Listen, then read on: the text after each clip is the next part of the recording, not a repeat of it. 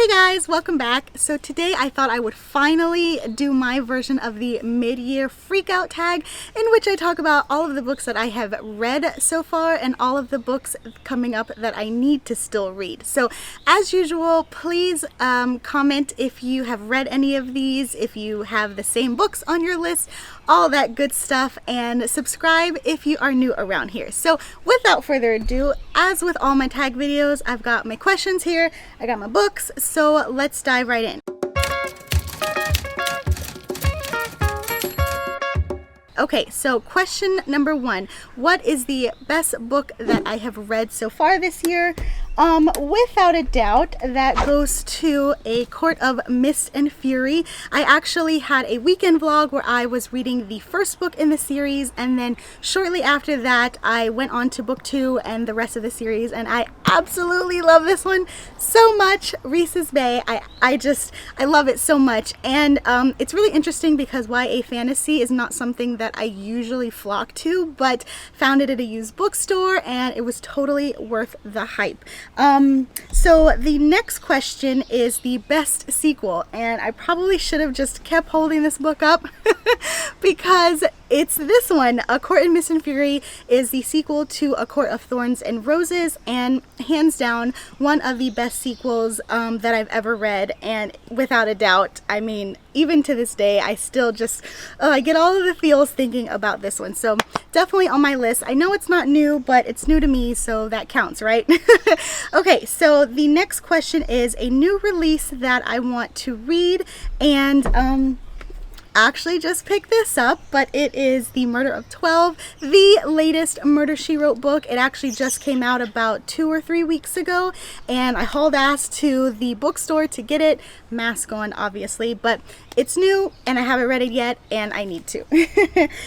Next we have, most anticipated release for the second half of the year, and that was a very easy answer. It is Riley Sager's Home Before Dark. I believe it comes out at the end of July, or sometime in July if I'm not mistaken. It was actually in my most anticipated reads of 2020 video, and I still feel the same way, and I've been seeing a lot of bookstagrammers who were able to get their hands on advanced copies and they loved it, so now the hype is even more real and I can't wait for it to come out. It is a horror novel from Riley Sager. I know he does thrillers, and this one's kind of got a little bit of like House on a Haunted Hill or Exorcism, something about a haunted house. So I am both excited and a little terrified to read it.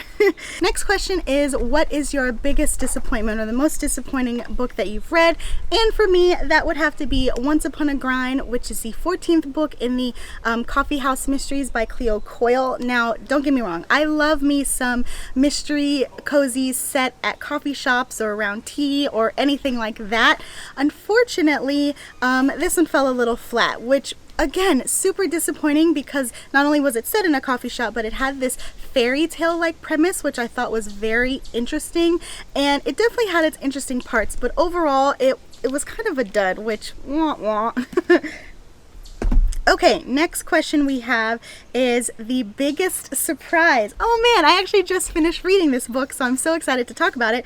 And that is When a Scot Ties a Knot by Tessa Dare. This is my first ever historical romance, and I don't know what took me so long to read them because I adored this book. It was so cute, so sweet. It was surprising in the sense to where not only was it my first historical, but I had no idea going into it what to expect. And I was a little intimidated, if I'm being honest, just because I had this notion in my head that because it was set in historical times, I might not be able to fully imagine the settings and the characters and the dress and all that, but I didn't have that problem.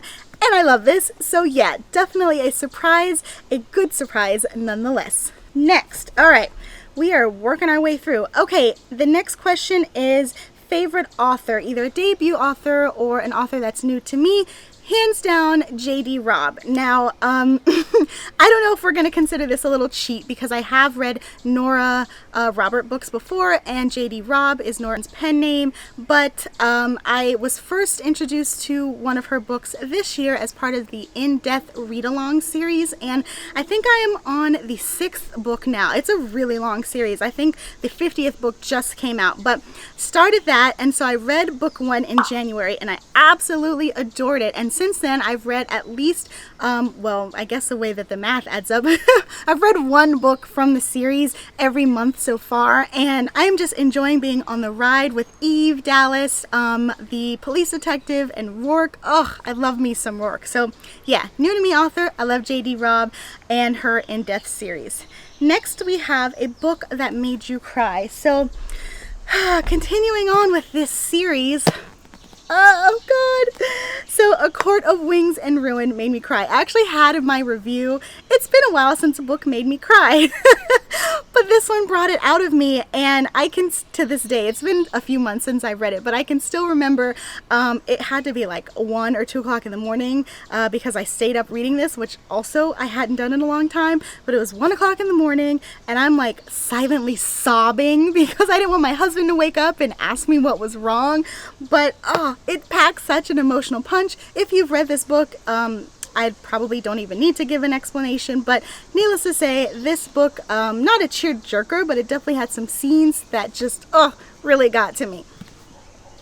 All right, next up we have, I think I have the flip side of that, which is a book that made you happy, and I'm gonna go with Meet Your Baker by Ellie Alexander. This one is another cozy mystery. It is the first book in the Bake Shop mystery. If you guys are not new around here, then you have probably heard me talk about Ellie Alexander a lot, and there's good reason for that, because this book and this series is just so fun, so joyous. I love the characters. The setting is just flawless, and even if we weren't in quarantine, we can travel and everything, I would still have wanderlust and want to visit, and just everything came together for this book. So I really enjoyed it, and it really made me happy.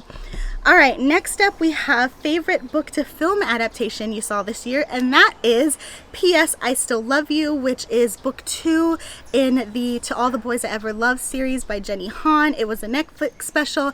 I don't remember when the second movie came out, but sometime this year, and I absolutely adored it. Now, full disclosure, I actually have not read the books, but from what I've heard from people who have both watched the movie and read the books, it held up as an adaptation, which makes me super relieved as a bookworm to hear. But yeah, the sequel was absolutely charming, and it's one of the rare book adaptations that I think actually was done justice when adapted to movie. Okay, so next one, I have to laugh because I'm remembering when I actually read the book for this answer, but it is, what is your favorite review that you have written or done or talked about? And that would have to be A Dash of Spice by Jessica Kane. Now, I didn't do a video on it.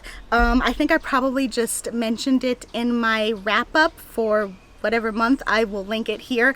But yeah, so I read this book by Jessica Kane, and it was ultimate what the f***ery. And I remember when I was in the middle of reading, first of all, I had no idea going into it. I just thought that it would be a short story romance, and it was beyond that.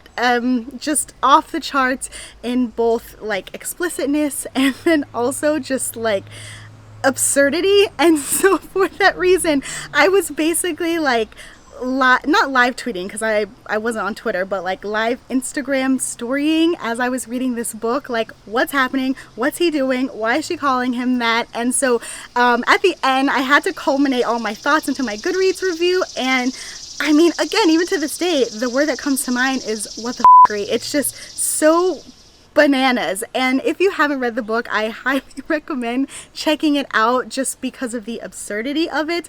Ironically, in the end, I think I might have even given it a 4-star just because of the shock value. Not shock, but just it threw me off guard. And you know, as someone who has read a lot of romances, to be caught off guard even now, I mean, you're definitely gonna get some brownie points for that. All right, going on through. So the next question is the most beautiful book that you have bought or received this year. Aw.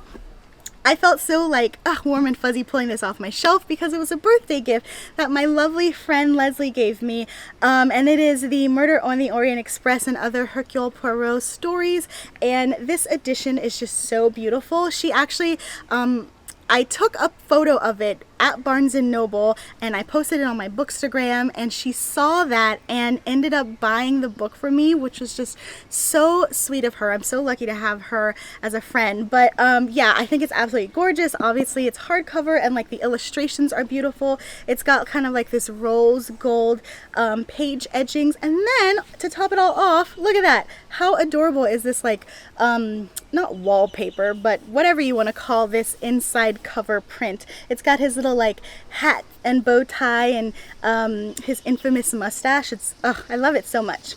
So yeah, definitely a keeper. And we are on to our last question. What book do you need to read by the end of the year? So I've got two. So again, the Riley Sager Home Before Dark, which hasn't released yet. It releases in about a month. And then the Murder, She Wrote, Murder of 12. And I'm actually torn because I really want to read this. However, I also like to line my cozies up by theme or time of year, and this one takes place during a snowstorm. Obviously we're in the middle of June, so there's no snowstorm to be seen, but I don't want to wait until winter to read this, so I don't know, I may end up just like throwing caution to the wind and reading it anyway.